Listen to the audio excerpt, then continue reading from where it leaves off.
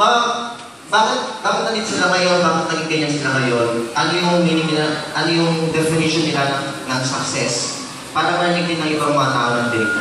Tanong nga sila isa-isa.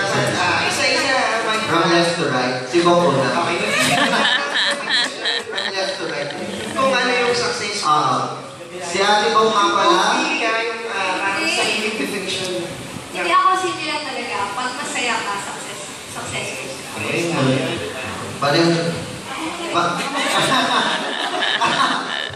Hindi, kasi pag nakabot mo na yung pangarap mo, at yun nga kagaya na sinabi ng ating isang palo mo. Ano sabi mo? So, masaya siya. Kasi ako, diba, nakikita natin naging masaya rin ako. Kasi nga, satisfied ako kung ano man yung naabot ko ngayon at kung ano yung meron ako at kung ano man yung na-share natin. Siguro, yun nga tama yung sinabi ni Lorena. Kahit kung ano yung meaning mo sa pagiging successful or yung success na sinasabi. So, yun yung sabi. Ano na masasama? Okay.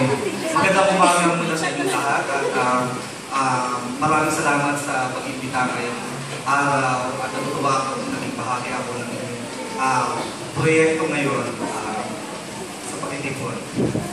Ang kahulugan sa akin ng isang successful, gaya din ng sinabi ni Noy, no, agree ako sa definition niya. It's just a simple word, no? Simple word na hindi kailangan maging malalim ito o kailangan maging matagumpay ka sa iyong mga narating. So, simple tao lang din ako, kagaya ninyo, kaya simple lang din ang kahulugan ng aking successful.